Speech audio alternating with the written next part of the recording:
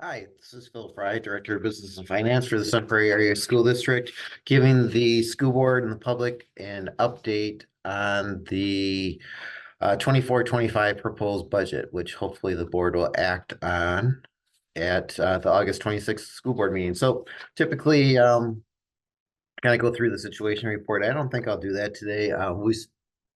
We, as in the board, have spent a lot of time reviewing the budget over the last 7, 8 months, and I'm just going to recap some of those things for the public.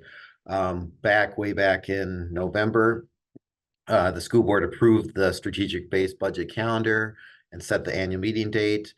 In December, the school board heard enrollment projections from University of Wisconsin, APL. We had a big rocks discussion with the board on January 29th, 2024. Also on that date, the board reviewed the 5-year budget forecast model for the school district, and I'll just pause there for a minute. That led to many discussions on the referendum planning, which is for the future. So I won't talk about that, but obviously we've had a lot of discussions on referendum planning too. Then on May 28th, I reported to the board on the fixed inputs to the budget. Also on May 28th, Pete reported on the capital maintenance and improvement plan. That's like a long range maintenance plan, but also part of the 24-25 budget. June 24th, Barb shared the state of the plate and Fund 50 budget with the school board. Also on June 24th, I shared the first draft of the budget with the school board and had a pretty lengthy discussion on that date. On July 22nd, we held a public hearing on the budget, and the board and the public was able to ask questions, and I know the board had quite a few questions at that time. So the budget you see in front of you is the same that was presented at the public hearing on July 22nd. So I'm not going to, again, go into much detail about the budget, but I thought what I do tonight is share what is called the 6590. The 6590 is a state statute that school districts and actually all municipalities have to report their budget using this format. So once the budget gets approved tonight, we'll send it to the STAR. Then this budget will also be the budget presented at the annual meeting. And then after the budget's finally approved in October, again, this is 6590 is what gets published in the STAR. So it's a very required legal document that we have to do. And then anytime that we make budget changes throughout the year, which we do those every quarter, again, we do a new 6590 and put that in the STAR, our official school newspaper. So because I haven't done this too much time in the 6590 in the past, again, I thought this would be kind of a good learning for the school board and the public.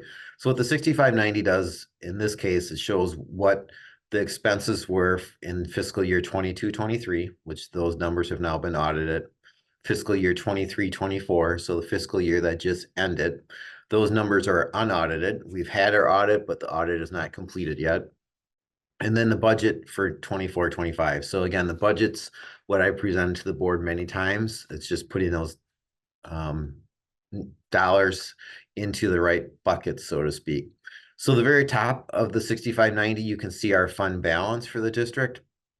And I won't go into all the different categories, but we did add to our fund balance, and that's kind of what I reported back to the board in May and June, that we'd add about $2 million. And we added, I think, $1.8 million to fund balance. And you can see right here, the fund balance is planned to go from 33.5 million down to 29.8 million. Again, we've been talking to the board that the 24-25 budget is not balanced and expenses exceed the revenue budget by about $3.7 million. That is why we'll be taking down fund balance. Again, that's on paper. If everything worked out perfectly, we don't. It's a budget. We'll see how the year progresses to see where it comes in at. But on paper, as of our best thoughts right now, it would be a deficit budget of $3.7 million. Then the 6590, again, using those categories, 2 years ago, 1 year ago, current budget, just shows, again, for instance, line 210 is our property taxes coming in. And you can see there's actually a pretty big decrease in property taxes. You remember that is because we're getting more equalized aid. You can see that equalized aid right here, line 620.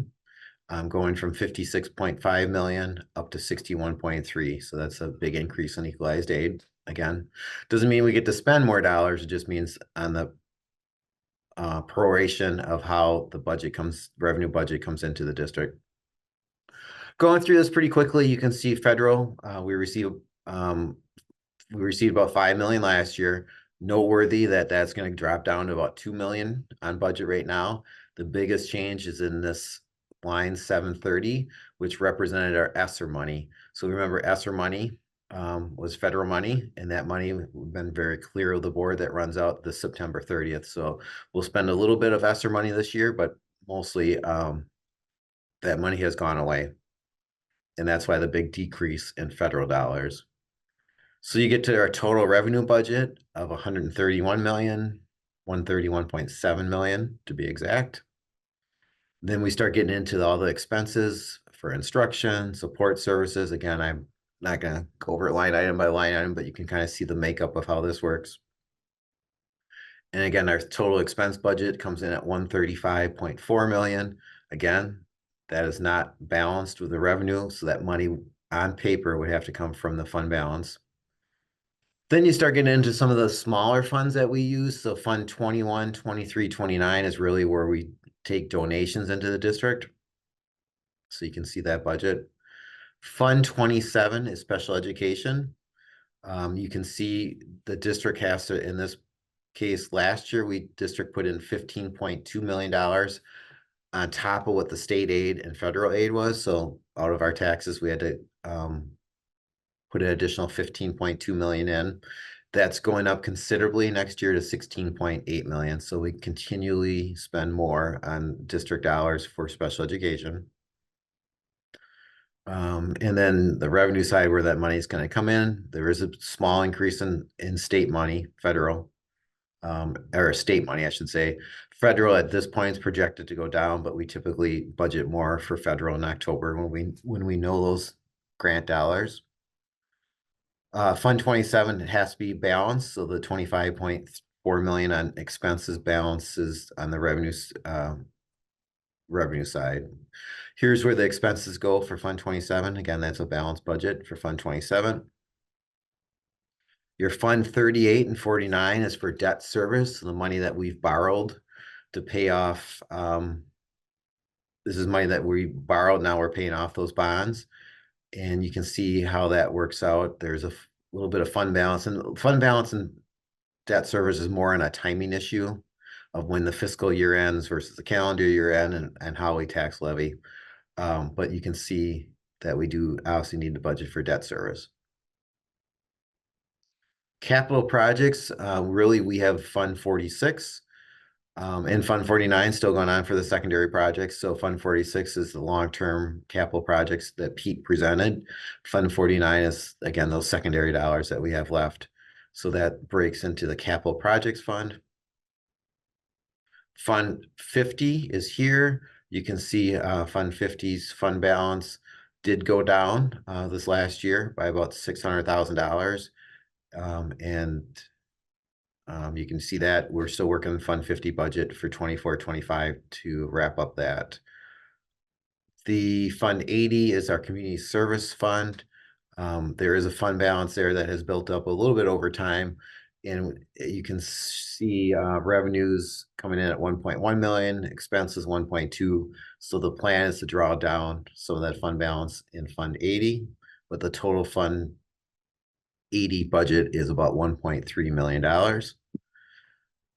And we've gone over that. What Fund 80 is. It's not just community schools, it's also some of the other things that we do through Fund 80. And then Fund 91, 93, 99 package, that's really just our co-op that we have for athletics with, I think it is, I was gonna say with girls hockey, I believe is the only co-op that we have. So anyways, that gives you a little bit more detail. We haven't spent much time on 6590s. This gets, again, sent to the Star newspaper, and that is your budget. So what will happen hopefully Monday night, again, the board has a full report in front of them that night. 6590 is part of that. And then if the board approves it Monday night, that budget gets presented to the public on October 7th for the annual meeting. And then obviously we have to make changes after that to get it finalized by the end of October. As always, if you have any questions on this, just please give me a call. Thank you.